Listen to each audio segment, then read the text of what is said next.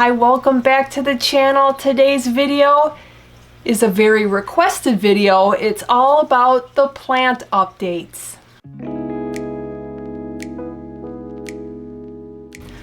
Yes, today's video is all about plant updates. A number of you have requested to see how these plants are doing, so I have probably 5 or 6 different plants in a number of different tanks to show you how they've progressed from some of them. I'm going to give you a 1-month update all the way up to a 4-month update. And these are going to be including the winners and some losers. Some you may be surprised at how slow they're growing and also how fast they're growing. One of them I'm actually quite surprised at. And as a bonus, I'm also going to show you a tank just for grins that I just rescaped that was absolutely driving me nuts. It's still kind of driving me nuts, but I'm going to give you an update of how that's looking because I added some fun plants in there too. So let's start looking around at some tanks and see how fast these little guys are growing. And all the original videos that I'm going to be referencing from when they were just wee little babies being planted in there, I will throw them all below for you to take a look at if you'd like, especially the propagating one, because it'll be really fun to see the difference of then and now. All right, let's take a look at some plants. Here we are at the kitchen tank. This tank I love to see every single day, and that's why I put in my tiniest Anubias. There are 3 different plants in here that I can update you on. The first 2 are 2-month update. The Anubias white that you can see just a little bit of on the top of the driftwood. And I also floated some that I'm going to show you in a little bit here. And then also the moss vine in the back of the tank. Now the moss vine, like I said, both of these I put in here 2 months ago. And the moss vine, it starts looking a little bare because the Java moss just continues to grow longer and longer and kind of away from the vine material. At some point, I still am planning to take one of those apart to find out what exactly that vine part is made of. But as you can see, the Java moss is growing. It's getting longer, which is very interesting. But in the future, if I get another one of those vines, I would definitely wrap it with some more Java moss just to make it a little bit more interesting looking. But it doesn't really look like much in here just because I was curious what it would do. So it's not meant to look very attractive at this point. That's your disclaimer right there. Now, the Anubias white I think is very pretty, even though it's changing color, and I knew it would because this is not a highlight. So it will kind of want to revert to its former self, which is fine. I think it's pretty too, especially since it's like 2 colors now.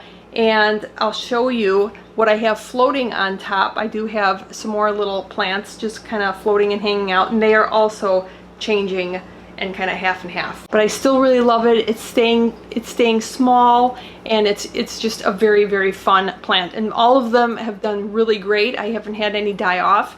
So big thumbs up on that one so far. Now the third plant that's in here is still Anubias, and it's still the Anubias Nana Petite. It's probably even micro, but I have the little propagated pieces, so I'm going to pull them out because this is going to be really fun to see and this is 4 months since I propagated these. So let's take a look. Now hopefully you can tell where I made those little notches. Little sprouts have formed, kind of like the bonsai style, where it's a little center sprout surrounded by other sprouts. Very nicely coming along here. Very happy with that. It's obviously not an attractive plant at this point, but after these guys grow up a little bit larger, then I can divide them again in more pieces, and then they'll eventually grow into their shoes there.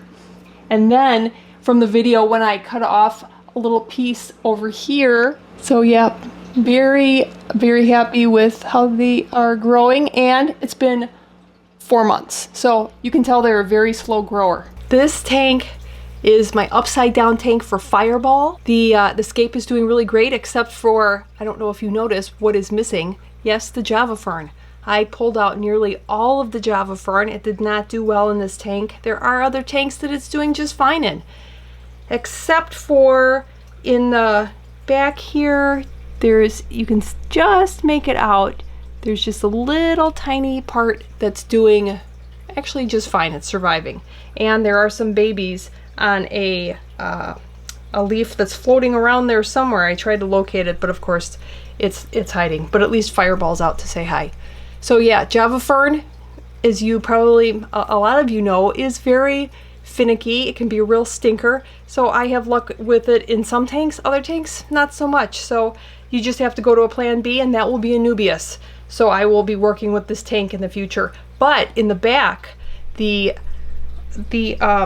Jungle Veil is doing just great. And I really do like it in a smaller tank. It's kind of fun, especially when it continues to grow. I don't see a whole lot of difference. It's grown a little bit, but when it fills in and kind of hides the background and the filter, that's going to be really great. This is the tank that I rescaped, I believe, for the 3rd time. This is my 12-gallon long. I do love this tank, but I've had some issues with the plants. Most recently, the Anubias, which is very rare for me, but this tank has so much, well, with the pea puffers in here, they do make quite the mess.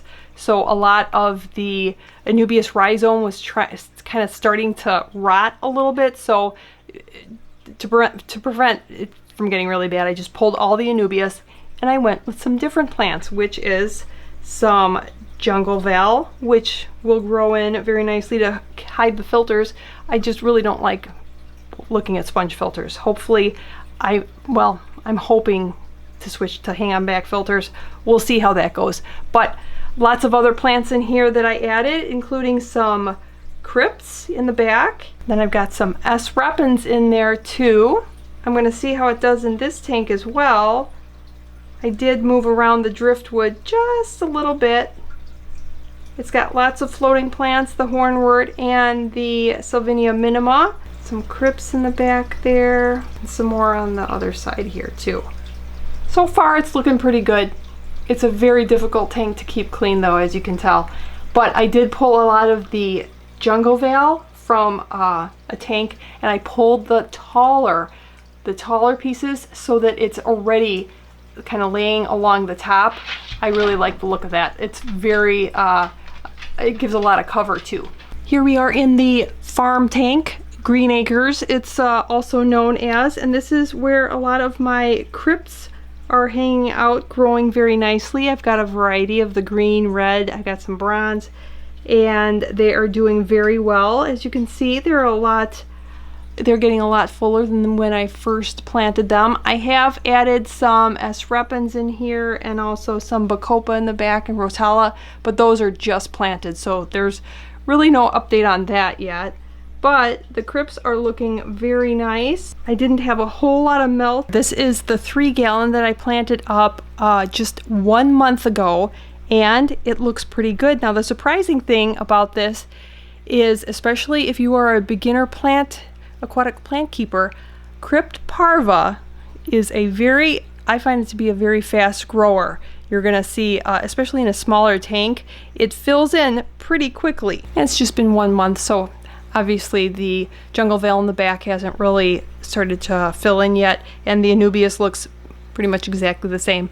But I really thought that the Crypt Parva is filling in very nicely. I really do like that plant lately. Thank you so much for stopping by. I appreciate you watching the video, and I will see you next time.